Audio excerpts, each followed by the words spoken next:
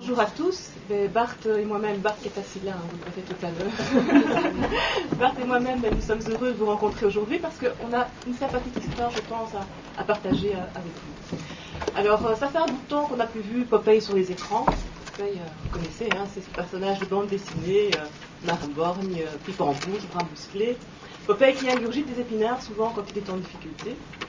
Et souvent, c'est pour sauver Olive, sa fiancée, pour la sauver du costaud et méchant Brutus. Eh bien, c'est annoncé, et c'est pas une blague, vous pouvez aller vérifier sur Internet, Popeye et ses acolytes vont bientôt faire leur retour au cinéma. Eh bien, aujourd'hui, chez RMD, on a le plaisir de vous dévoiler en primeur les éléments clés de ce nouvel épisode. Alors, where did Popeye get the spinach? Où Popeye se fournit-il en épinards? Ça, c'est le titre de cette nouvelle histoire. Alors, on va y parler de Popeye, bien sûr, mais on va aussi parler beaucoup d'Olive. Olive, sa fiancée, qui est quelque part l'exemple de la PRA âgée de 18 à 54 ans.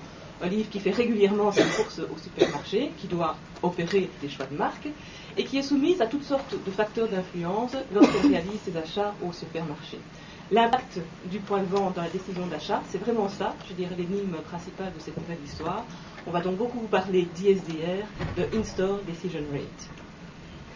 Alors plus précisément, au sommaire de ce nouveau feuilleton, on verra tout d'abord, dans un premier temps, dans quel état d'esprit Olive et ses consoeurs PRA réalisent leurs courses. Ça, c'est le chapitre Ready to Go Shopping. On rappellera ensuite ce que nous savions déjà jusqu'ici, aujourd'hui, à propos de l'influence du point de vente dans l'acte d'achat. Dans un troisième temps, on s'intéressera à tous les process, à tous les chemins que peut emprunter un shopper jusqu'au moment où il va déposer un produit dans son caddie.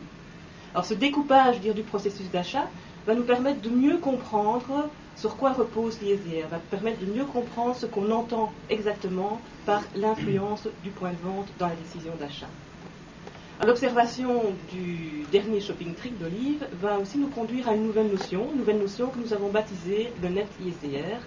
Et puis enfin, en dernier lieu, on s'intéressera à tout ce qui peut faire la différence pour les marques en termes d'influence sur le point de vente.